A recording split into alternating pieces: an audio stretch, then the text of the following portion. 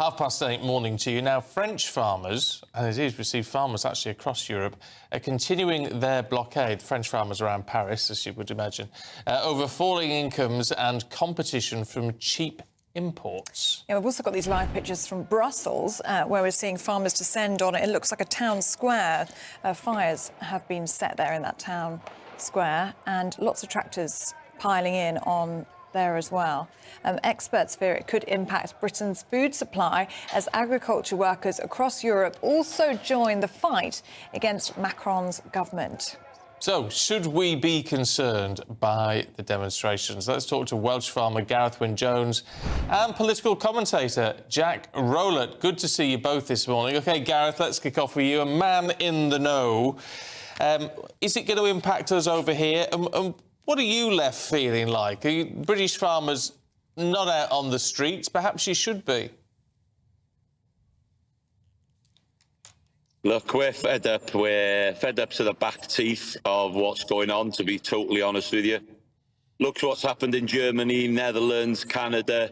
It's a global problem. This is something that, you know, has been rumbling for a long time. And don't forget, farmers are the last people to go out and protest because they've got land to watch after, they've got crops, they've got animals. You know, the last thing they want to do is go out and protest. And to see the numbers of farmers in Europe out protesting really shows you there's something radically wrong globally. And I mean this is not something... There is ripples over in the UK. There is talks now and Chinese whispers about what are we going to do, because, you know, our country here in Wales has devolved with agriculture. 10%, our Welsh government wants to plant 10% of our land. We're losing a lot of top quality land to solar panels, to building. You know, all these things are taking away our food security in the UK. Red tape, so much bureaucracy within our industry.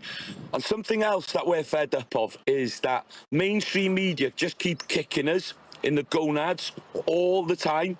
They keep blaming agriculture and livestock especially for this so-called climate crisis. And when we're part of the solution, we have a temperate climate in this country, we can grow grass, we can turn that into top quality protein, milk, cheese, yogurts. We are part of the solution. And you know what? The general public are behind a lot of these farmers' protests. So I think government in the UK need to listen and be very, very careful with the way that they treat the people that are producing the food to feed them. OK, Gareth, well, let's bring in Jack at this point. Jack, you heard Gareth describing that farmers are the last people to go out and protest. Some of the hardest working people in our society. So there is clearly something very seriously wrong here. Well, look, essentially what these farmers in Europe are demanding are special protections that don't apply to everybody else. They're complaining about imports from other countries pushing down the cost of agricultural goods in Europe. Now, when we introduce protectionist measures like those that they're demanding, costs go up for consumers, and it's poorest families who are hit the hardest. What is really important is that we keep free trade open, we keep routes for food open from all over the world, and we do what we have done for coming up to 2 centuries now, and buy a mixture of domestically and from abroad. Any group can say that they want special protections, but you can't apply special protections to every group, because then costs go up, and that hits poorest families the hardest. You know, in Britain, we haven't been food independent for the best part of 2 centuries now, and we haven't had a famine or major food crisis in that time, and that should really tell you something.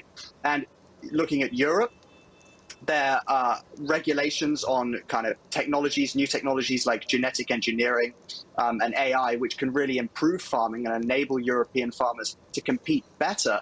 Well, they're out-regulating those things, they're banning those things, they're over-regulating them. And then their response to this is rather than enabling the agricultural sector in Europe to compete better by embracing those modern technologies, well, it looks like Emmanuel Macron is going to veto a trade deal with South America in the coming weeks. in response to these agricultural protests, and that's just more protectionist, pushes prices up for consumers even more. OK, look, I'm afraid, gents, we've got to leave it there because we're out of time. But Gareth Wyn-Jones, Jack Rowlett, thanks very much indeed.